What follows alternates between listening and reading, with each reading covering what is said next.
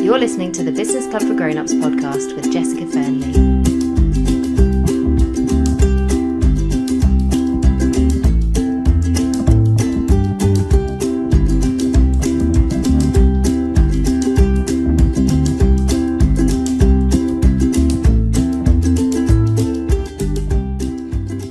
Hi everyone, and welcome to the Business Club for Grown-Ups podcast with me, Jessica Fearnley. Today's episode is all about how to grow your business on 6 hours a month, which might sound a bit strange. After all, you might have heard people talk about the fact that being an entrepreneur means swapping working 40 hours a week for someone else in order to work 100 hours a week for yourself.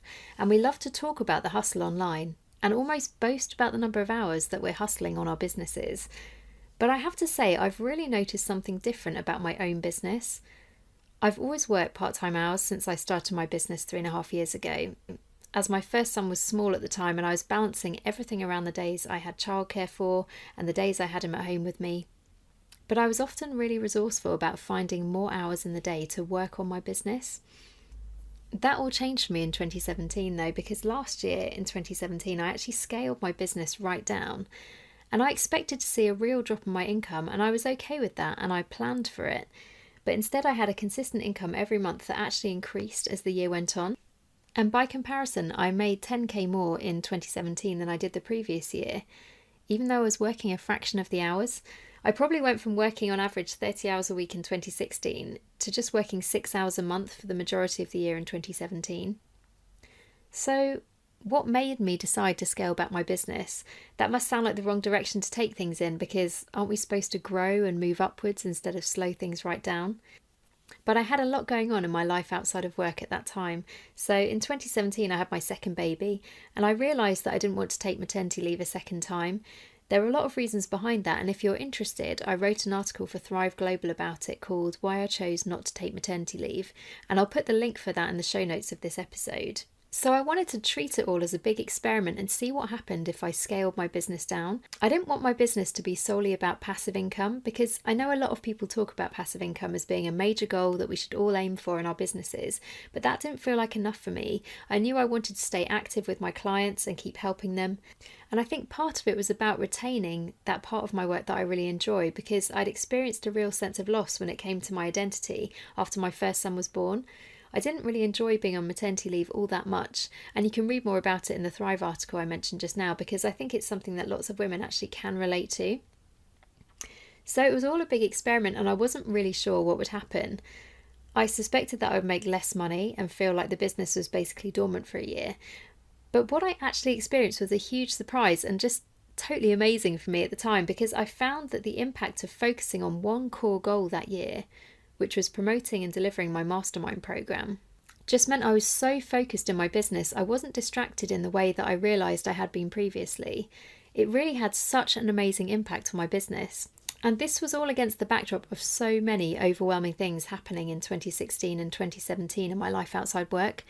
Life just got a bit intense about 2 years ago, in the way that it often can do, really. And if you listen regularly to my podcasts, then you might have heard me talk about this before. But in the early part of summer 2016, my dad became suddenly very unwell, and we learned he had terminal cancer. He actually passed away 2 months after he was first diagnosed, so it really was a bit of a bombshell and definitely a major life event for me. And at the same time, I fell pregnant with my second baby. And my husband accepted a new job in a city 200 miles away, so we knew we were going to be relocating our family to a completely different part of the country where we just knew no one. But at the same time, we were just so blessed by the arrival of our second baby, who has been an absolute joy. And it was one of those things, his arrival gave us something really positive to hold on to at a time when so many things were up in the air. And we really love our new city, and we've really quickly made friends here, and we feel very at home here. But the drama didn't really end there after we arrived. We moved into our new home knowing that planning permission had been submitted, and there was a lot of work that needed to be done to update the house and make it accommodate our family. Planning permission arrived in late summer 2017, and then we had 4 weeks of living in a building site, and then we moved out to another house for 4 months. Then at the end of January 2018, we moved back into our finished house, and 6 months later we're just starting to recover, I think. All of that going on just made it feel like every part of our lives were affected and nothing felt normal at all. But the one thing that stayed continuous through that was my business.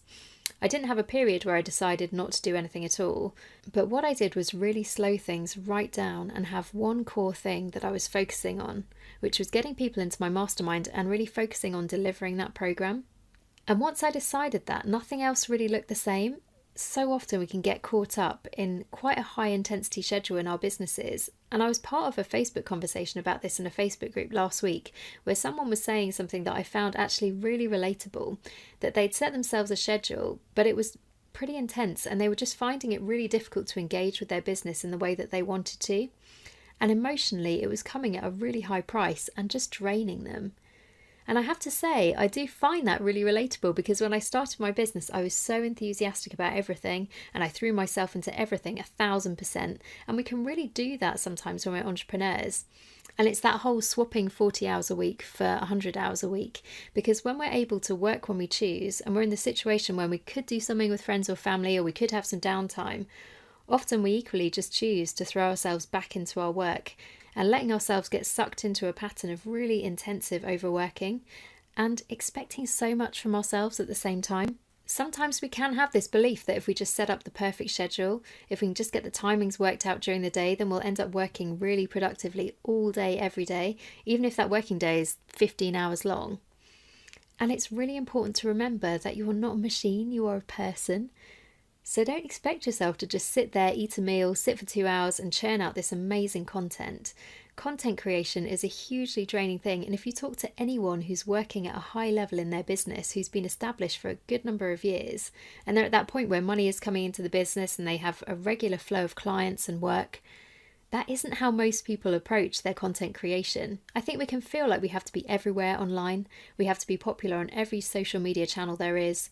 We have to get our numbers up and have a really big email list. But it's really important to remember that the key thing is always about making connections with people, which might be done on social media. It might be done offline in networking meetings or some other forum. It might be done through our email list. But actually, as long as we have the right people coming through, it doesn't really matter how we do it. And there certainly shouldn't be a checklist approach to our businesses. Like, I have to be on these channels, I have to have this many people on my list, otherwise it's not going to be effective.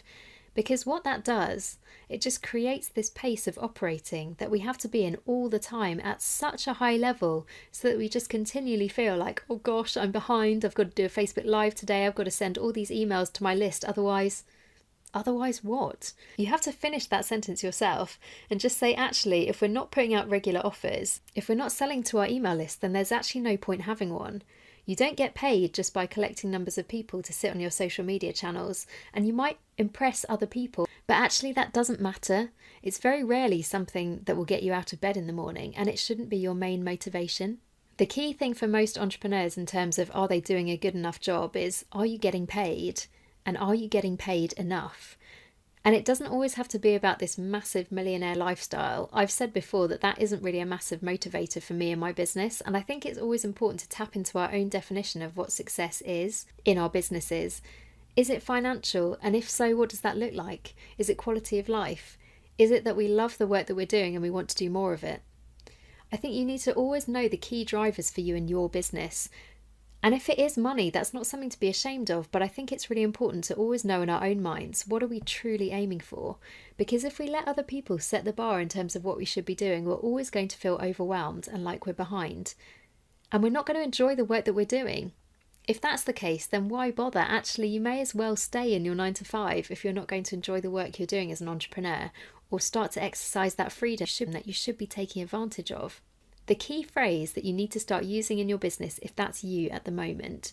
So if you're very push time, you might be in one of those phases of life. Maybe you're going through pregnancy, or you have a new baby at home, or you might have small kids or older kids or no kids at all, but just life stuff going on that means you can't be as present in your business as you want to be. Or even if you're trying to do huge amounts, so you might have full-time hours available to you, but it just feels like very slow progress and you wish that you were ahead of where you are.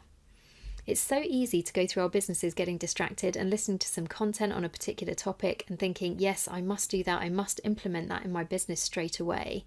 But you need to remember that your default answer to all of these things, if it's not in line with the goals that you've set for your business, it does need to be no. And even if it's not no, even if it's not at the moment, that's something which needs to be really high up on your agenda. Because if we're continually distracted by all of these things, it's really hard to make progress in our businesses. If you've been listening to my podcast for a while, you'll know that I've talked about some of these issues in previous episodes. So my episode on shiny object syndrome is all about this, and it's a really important thing that we have to master in our businesses. But often when we talk about shiny object syndrome, that's about consuming content. But this is all about creating content. And I think that we can set such a high bar for this in our own businesses that it can be completely crushing. Because if you're expecting yourself to go on Facebook Live every day, for some people that is the most natural thing in the world and they love doing it. But for most of us, that's something which is a huge, huge commitment and can make us feel completely exhausted. So the key thing to say in that situation is seriously, stop creating so much content. Because if you're doing free content for the sake of it and you're not really sure what it leads to, there's no opt-in, there's no upsell. If there's nothing going on that people can actually say, do you know what, I really like the sound of this, I really want to buy what you're selling, because you're just not selling. We don't want visibility for the sake of visibility, because that doesn't actually achieve anything in a business. It might be great for being a catalyst towards making more sales, making more money in our business, but if you're not actually sure why you're doing the content, it's really, really important to know that. And one of the things I learnt last year in my business is that it is just so important to start with the products and services you have and create your content almost pointing towards those things. So you don't just have a scattergun approach of doing a ton of free stuff all the time and talking about particular things which are really relevant to your audience. And then at the end, there's no call to action. There's nothing for your people if they want a bit more information. Your content should be part of a strategy for your whole business. It should really get people started on the path towards working with you. And if you're not in a position to do that because you don't know what you're selling, that needs to be the problem that you solve first. It's almost as if you're starting to think in funnels for your business, and I don't know if that's something that you're familiar with. The idea of a sales funnel where people come in the top and then there are certain stages that they progress through and then they come out at the bottom as a paying client. There's lots of ways to achieve that effect in your business, so there isn't just one way to do it, but I think a really important thing is starting to think in terms of that customer journey that people go down. So do people just hear a random Facebook Live with you one time and then they might happen to go to your website and then they might happen to stumble across the right page? I cannot tell you the number of times that I've seen someone's content or I've heard something they've done and I thought, that's really good. I'd really like to know more. And then you get to their website and you're like, okay, where on earth am I going here? What is for sale? And I've actually had that where you thought, okay, I'd be quite interested to work with this person and I'd certainly like to find out more about what that involves. And we can have so much information on our website, but if it's not the right information for people, then that doesn't do us any good. So often we imagine that the people visiting our website are thinking, okay, I need all the proof in the world that this person knows anything about anything before I read anything more on the page. But often what they think is quite simple. They're thinking, I like the sound of this. How do I work with you? And if that's not really clear, then your free content is not serving you. And so creating more of it just creates more chaos in your business. It doesn't create more results. And that's something you really, really need to remedy quickly. I think the other thing to say on this whole topic is if you're not repurposing the content that you create, then you're just making things really hard for yourself, because to keep generating new content is so hard. And if you watch what the big names out there do, they very rarely have something brand new, or if they do, it will be something that is very targeted towards a certain offer that they have running. But it is really easy to fall into the trap of just thinking, oh gosh, I just have to do Facebook Live every day. I know when I started my business, I used to do that loads. And I have to say at this point, it's quite a handy thing that I did do so much of it, because I have a really huge archive that I can offer people when they come to work with me, which I'm really pleased that I recorded. But at the time, I didn't do it out of a sense of this will be something which points to an offer. I did it because actually I was a bit scared to sell. So instead I'll just create loads of free content so that people really like me, and then they'll probably ask me if they want to work with me. And I think lots of us do that. But actually that isn't the way that we make sales. We make sales by having our content pointing the way towards our services. And for me and my business, it really was like a thunderbolt moment when I understood that for the first time, because I'd known the theory of it for a while, but I hadn't connected all the dots in terms of how my content could point towards what I was going to offer. And once I got to that point in my business, I just realised, actually, I don't think I'm ever going to do content creation the same way again. And it's really funny how that can change so quickly, because I was constantly having to think of new things to email to my list. I was constantly having to think of new Facebook Live topics to talk about. And actually, what ended up happening is that now I'm in a situation where if I do create content, then it's really targeted towards the people I know are in my audience. and it's very responsive to the things that I've heard people saying or the questions that people have asked me directly. Because I know that it's a waste of my time and energy to always be trying to reinvent the wheel with content when so often you can have a theme and do a variety of different things with the same content. And actually people like thinking about that because they might want to think about something in a bit more detail. So they might want to have a blog post to read and a podcast episode to listen to. It's not just about creating the content. I think that's the most important thing that I've learned. It's about making the content really do the work for your business, to get the visibility that you need to get people to come to your website and click on your offers and decide if they're right for them. It's all about getting things which will start the conversation with people, not just creating content for the sake of it, because the difference in that is the difference between trying to get people on your list as opposed to actually making sales. You can have so many people on your email list, but if you never offer them anything for sale, or if they're not an engaged list, or if you're not starting conversations with them and actually making connections, then it doesn't really benefit you. You've got something you can boast about and be like, hey, look at my business. You know, the money isn't really coming in yet, but, you know, I've got 10,000 people on my list. Isn't that amazing? And we hear people all the time, don't we, saying, oh, I just had the most amazing thing. 3,000 people just signed up on my Instagram account. And I might say 3,000 people followed me on Instagram, but actually it really doesn't matter if you get those numbers or how quickly you get them. If you're not making any sales, it really doesn't matter at all. If you're offering things and people aren't buying, you need to concentrate on finding the right people, not just any people. It's not just about getting something that we can tell people about and feel good about ourselves. You want to feel good about the results that your business is actually getting. And it may even be that you don't project those numbers around and boast about them, because actually when your business is doing well, you don't need to make yourself feel better by boasting about it to other people. You just have this light inside you that is like, yes, this is going well and I'm doing the work that I love to do.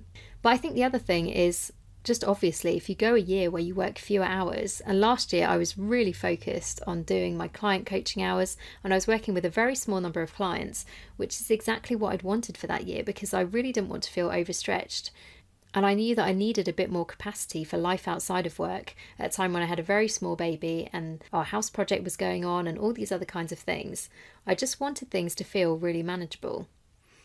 And the key thing around all of that is that I'd never stopped having ideas. I think if you're an entrepreneur, then you constantly think of things that you could do. I thought of like 20 things this week alone, and I don't have time to implement any of them.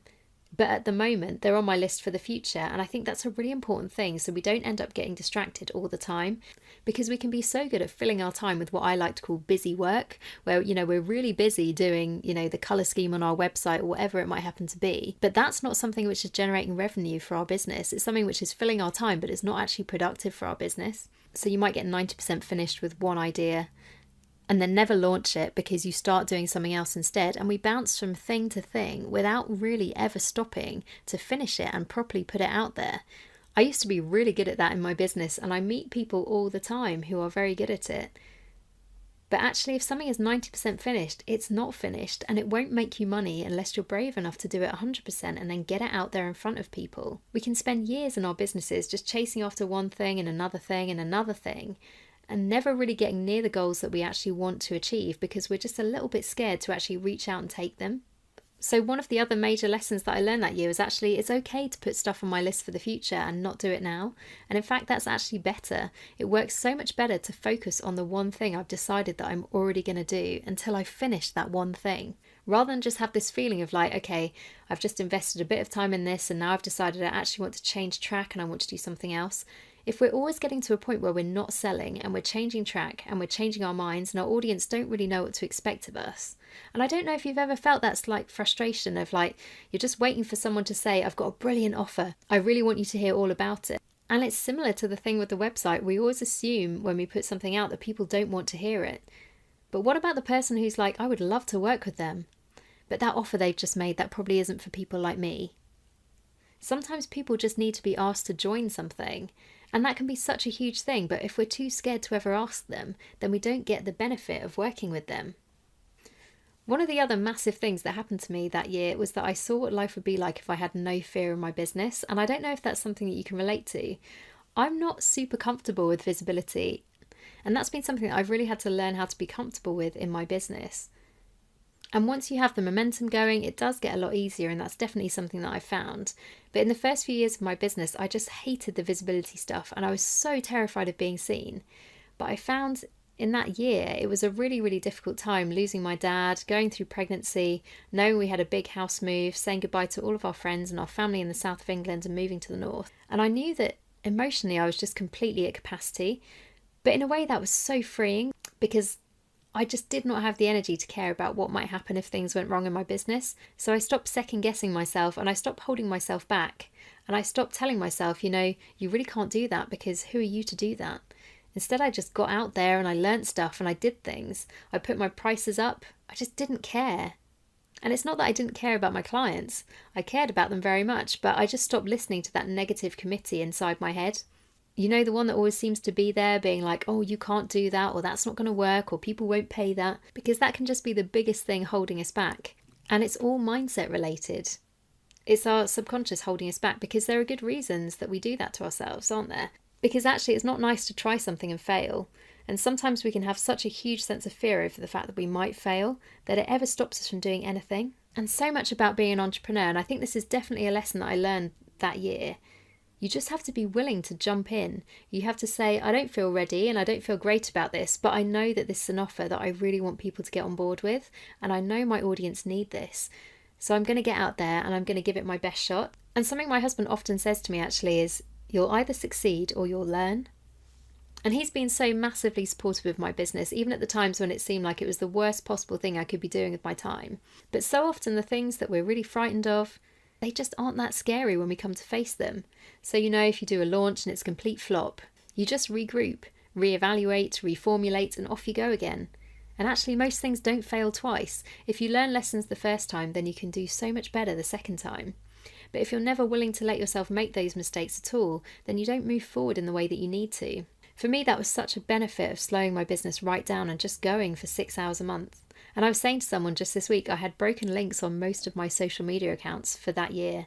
And it didn't really matter. I wasn't particularly trying to do list building, but it didn't matter because I sold spaces on my program without doing list building.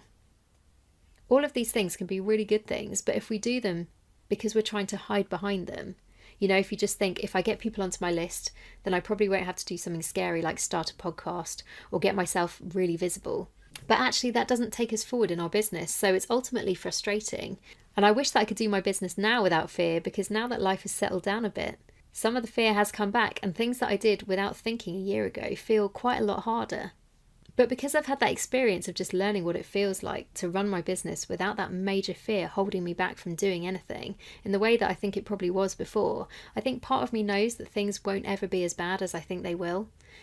And I've made more sales this year than I ever have done in my business, at a time when actually I did a massive list cleanse earlier this year. My list hasn't been as small as this for about 3 years, but I'm making more money from it than I ever have.